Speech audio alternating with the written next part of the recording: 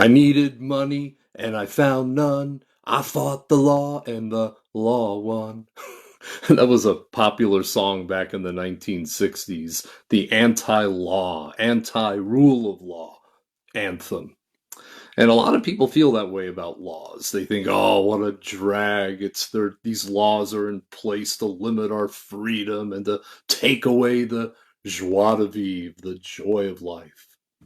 But the laws in the Bible were actually a gift of grace from God to regulate life and to govern life and to protect life, not to take away life.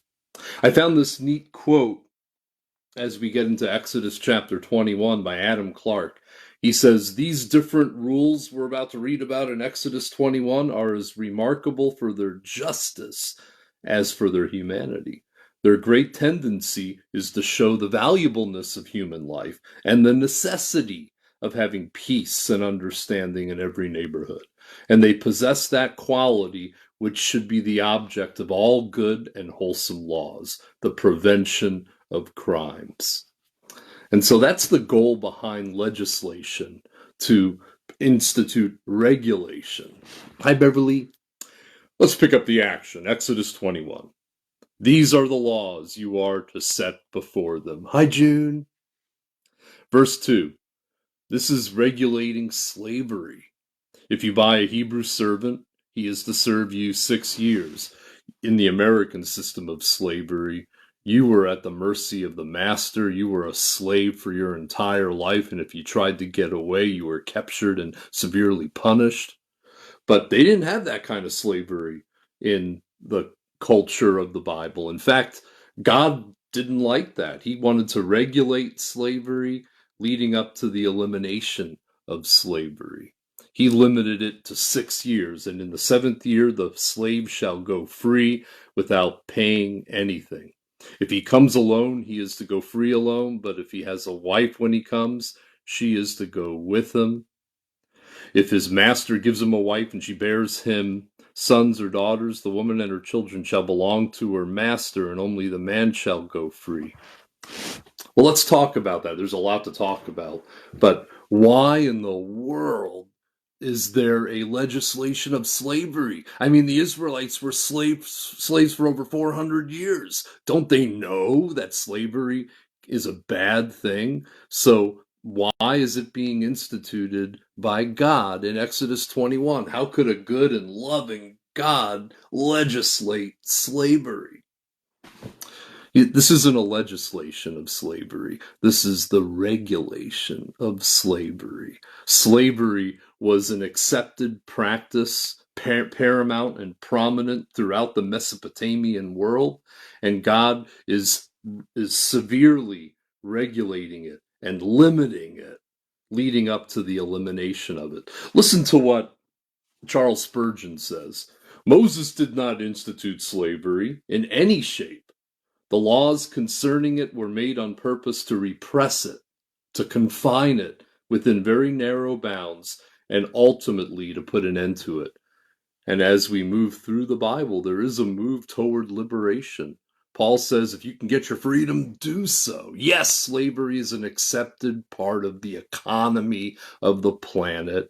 And at this point in time, God is more interested in liberation and legislation and regulation rather than elimination. So for the time being, if you are going to do this practice, you need to follow my rules for life and justice. Hey, Richard, how you doing? This is what Cole says in his commentary on Exodus. The Torah accepts slavery as an inevitable part of ancient society, much as Paul did, but the new humanitarian approach will ultimately be the death knell of slavery. In any case, slavery in Israel was rural, domestic, rare, and small scale. So it's very interesting. And then the commentary goes on to talk about 4 ways a Hebrew servant can become a slave. In extreme poverty, they might sell their liberty, Leviticus 25. A father might sell a daughter as a servant into a home where she will someday marry into the family. In the case of bankruptcy, a widow and children might become slaves, 2 Kings 4, verse 1. And if a thief had nothing which and with which to pay restitution, he might become a slave. We'll look at that tomorrow. G. Campbell Morgan says a careful consideration of the laws regarding slavery will show that they abolished slavery and substituted for it the idea of a covenant relationship between the servant and the master. And I think that's right. We're seeing a movement, a regulation moving toward liberation. That's what we got to keep in mind when we look at these passages. Verse 5, but if the servant declares, I love my master and my wife and children, I don't want to go free. Maybe you're thinking, well, why in the world would somebody not want to go free? Well, maybe they'd want to stay with their family, or maybe they got comfortable or connected with their master, and it was a trusting relationship, and they wanted to be with them, whatever the reason. Verse 6, then his master must take him before the judges. He shall take him to the door or the doorpost and pierce his ear with an awl, and then he will be his servant for life. And this is kind of a parallel of our relationship with Jesus. Hopefully we'll say, well, I don't want to be free from Jesus. I want to be free to be a servant of Jesus Christ for my entire life. And so you make a public pledge of your commitment to Christ, just as a servant would make a public pledge of his commitment to his earthly master. So this is kind of a foreshadowing or a portrait of a commitment a person might make to follow God and follow the Messiah. Verse 7, if a man sells his daughter as a servant, she is not to go free as male servants do. If she does not please the master who has selected her for himself, he must let her be redeemed. He has no right to sell her to foreigners. So the idea is the woman was given to a family so that she'd marry within the family. But if the master doesn't keep up his end of the bargain, that's a breach of contract, and the woman has the right to go free. She has the right to be redeemed. Verse 9, if he selects her for his son so that the female servant would marry his son, he's got to grant her the rights of a daughter. If he marries another woman, which he shouldn't, but if he marries another woman, he must not deprive the first one of her food, clothing, and marital rights. If he does not provide her with these three things, she is to go free without any payment of money. And so this culture that we're reading about is very different from our own culture. But the idea behind the legislation is the regulation of some of society's things that we no longer have today. And the idea is that God values the human life of the person who is the servant, and he also values the property rights of the owner or the master. And there's a balance being struck here so that the right thing is done at all times. Verse 12, anyone who strikes a person with a fatal blow is to be put to death. Now, these are personal injury laws. This is when you call Huppy and Abraham. This is when you call Rotier and Davis. However, if it is not done intentionally, but God lets it happen, they are to flee to a place I will designate.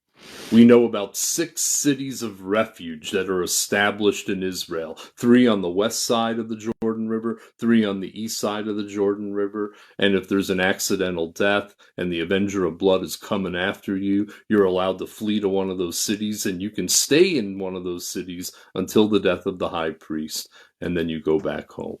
So that's how they handled that particular situation. But if anyone schemes and kills someone deliberately, that person is to be taken away from my altar and put to death. That's verse 14. Joab, he was the commander of the army for David and for Solomon. He committed a couple of murders, and Solomon was demanding that he be punished. And Joab fled into the tabernacle, and he took hold of the horns of the altar, thinking, this is my place of refuge, they can't kill me. But this law says if the person really did do it, you drag him, you take him down, and you put him to death. And so Solomon followed that law in 2 Kings chapter 2, or 1 Kings chapter 2, and put Joab to death. Verse 15, anyone who attacks their father or mother is to be put to death. You got to respect your parents. Honor your father and mother. And it doesn't say who is to put them to death. 4 times in this section it talks about the person is to be put to death. I think this is meant to be a moral ruling, and it's to be performed by the judges, by the witnesses, by society. This is not giving the idea that a person's allowed to take vengeance and get somebody back, do one to others like they did one to me. This is talking about legislation for civil society. Verse 16, anyone who kidnaps someone is to be put to death. That's an even stronger punishment than what we have in our culture for kidnapping. I think in Wisconsin, kidnapping is a felony B, and kidnapping that leads to death might be a felony A. But it's considered a felony A in the Bible, kidnapping. You get put to death. Verse 17, anyone who curses their father or mother is to be put to death. Holy cow, attacking them will get you put to death, but cursing them could get you to be put to death. That's how much the Israelites and God value that fifth commandment of honoring authority and honoring your parents. And I'm lucky to be alive because I used to fight with my parents, and I said some things to them that I wish I could have back. And according to this law here in the Torah, if I was living back then and said anything like that to my parents, I could be put to death. I mean, I'm sure my parents would say, don't put him to death, he's our kid, but I would deserve death. And so when we look at these laws, we're supposed to say, holy man, you know, if it weren't for the grace of God, I wouldn't still be here. Verse 18, if people quarrel and one person hits another with a stone or with their fist and the victim does not die but is confined to bed, the one who struck the blow will not be held liable if the other can get up and walk around outside with a staff. However, the guilty party must pay the injured person for any loss of time and see that the victim is completely healed. I mean, these are important personal injury laws. And I think our code of ethics, our code of law, is based a lot on what we have in the book of Exodus. Verse 20, anyone who beats their male or female slave with a rod must be punished if the slave dies as a direct result. The Hebrew for must be punished literally means must suffer vengeance. And so a lot of Torah scholars say this means they have to be put to death. Presumably, the judges would decide the exact form of must be punished. But since it was resulting in the death of the slave, presumably that would be the punishment. And that's a lot different in the African American slavery situation in 18th and 19th century America. Masters didn't get in trouble if they did that to their slaves. It was accepted. It was okay, which I think is horrible. But in the Bible, it's considered horrible, and that the master must be punished if they punish their slave to the point where they die. But then it goes on to say, however, it says in verse 21, but they are not to be punished if the slave recovers after a day or two, since the slave is their property. Again, this is a piece of legislation that's abhorrent to us, but it regulates the excesses of slavery in the Mesopotamian world. We have to watch out for what is called ethnocentrism, judging another culture and place and time based on the way we think things ought to be in the 21st century. We got to remember that these are not 21st century people. This is 12th century BC people, 3,300 years ago. And so God is regulating the excesses of an ancient culture, bringing them through the sands of time to a better place. We have to understand it in that context. Verse 22, if people are fighting and hit a pregnant woman and she gives birth prematurely, but there is no serious injury, the offender must be fined whatever the woman's husband demands and the court allows. That's a good law. But if there is serious injury, you are to take life for life, eye for eye, tooth for tooth, hand for hand, foot for foot, burn for burn, wound for wound, bruise for bruise. Now, that's not vigilante justice. That simply means the punishment must fit the crime, that their judgment, their punishment should reflect and be commensurate with the gravity of the crime committed against the pregnant woman. Again, it's actually a prevention of an excess of vengeance and retribution. It regulates the punishment.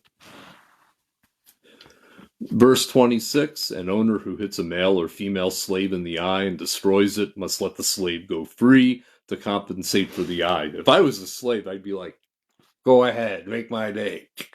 I'm free! Anyways, that's what it says.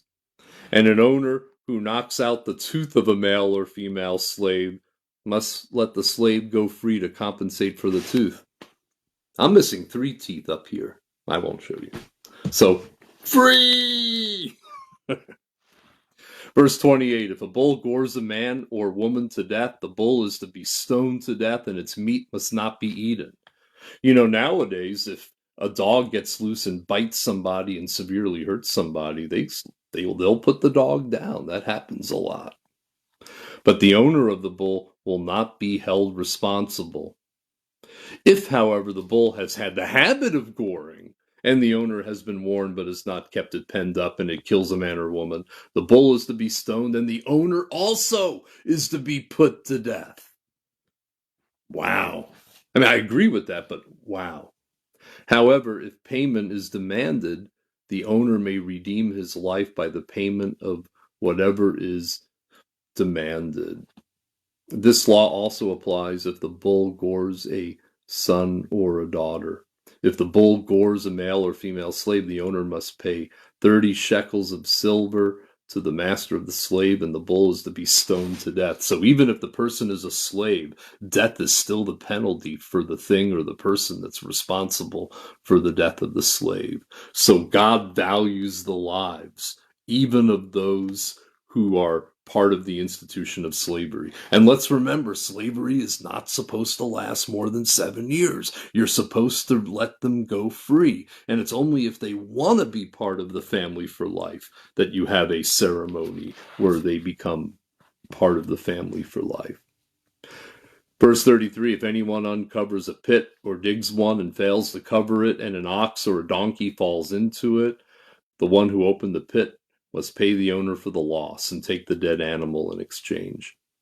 You remember Jesus kind of takes this law and turns it into a parable when he's talking about the Sabbath. I think it's Matthew chapter 12, and it's also in the Gospel of Luke chapter 13, I believe, verses 10 through 17.